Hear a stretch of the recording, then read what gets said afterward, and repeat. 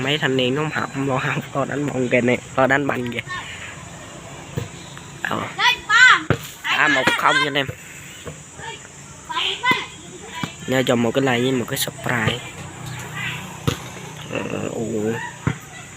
Đã 2 điều rồi. Đó để giờ rồi nữa, thằng đứa lùng luôn, nó hơi lụng nha các bạn. Ê.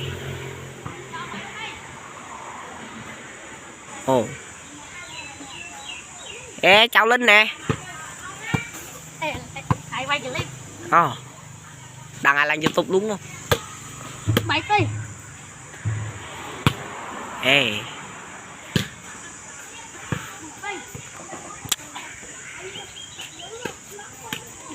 Vậy.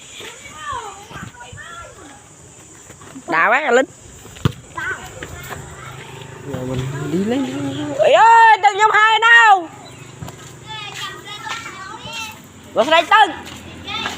Trả đường, thôi anh Ly á. Nó hỏng, nó hỏng kìa. Thôi cà phê không?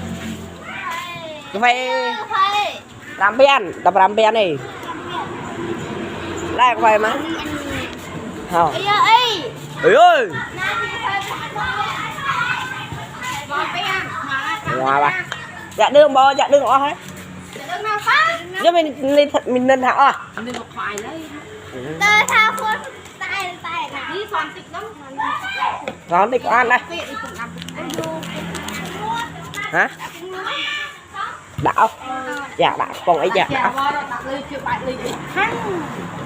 Thang ọt sòn. Thang ọt sòn. Cả hơi. Cả hơi. Nào. Tiền. Chọt thon tiền ơi. Đâu thon vậy đi. Chiều ngày bị không mấy cái gì. Than. Nhưng mà muốn thon môn nâng rồi 2 giờ nhâm không.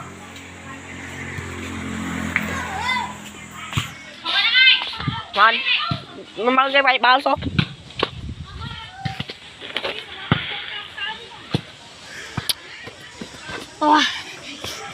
Thọn men đó. Ê điếu à.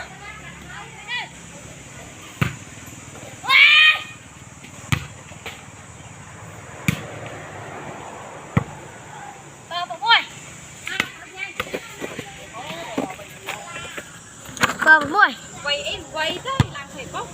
Mình tè nó lăn YouTube luôn. Lứ. Có động bay cho mơ. Bầm mà nó quay thế.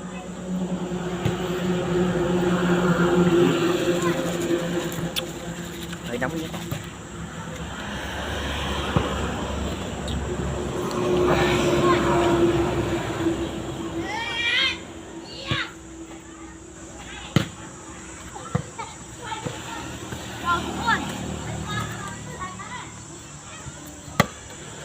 Sờ với môi. Làm hơi điên.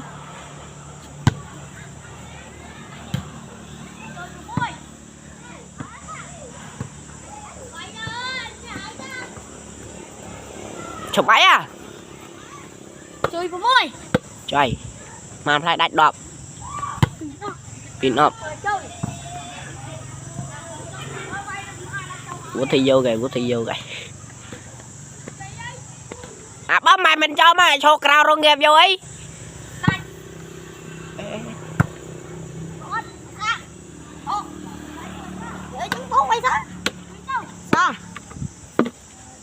Bộ quay xa. Hả?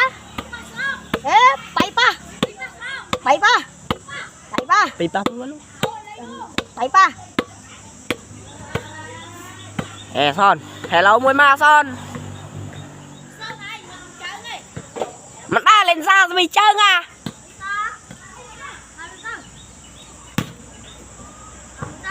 Hả?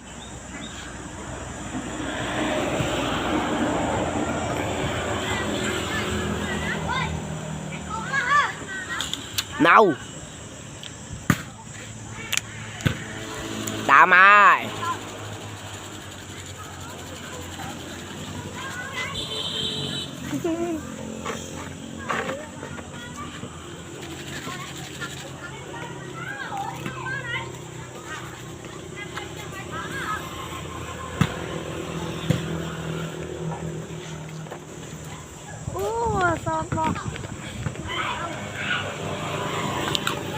Ừ.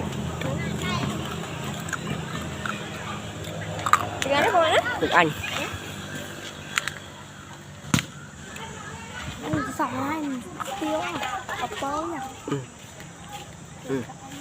Ra xem mạch đa tao ra xem mạch. Tụi lên phai mờ bên máy. Đặng hai. Tụi mơ quả hốt. Ừ. Ai mà đây là. Ừ. Nào là không.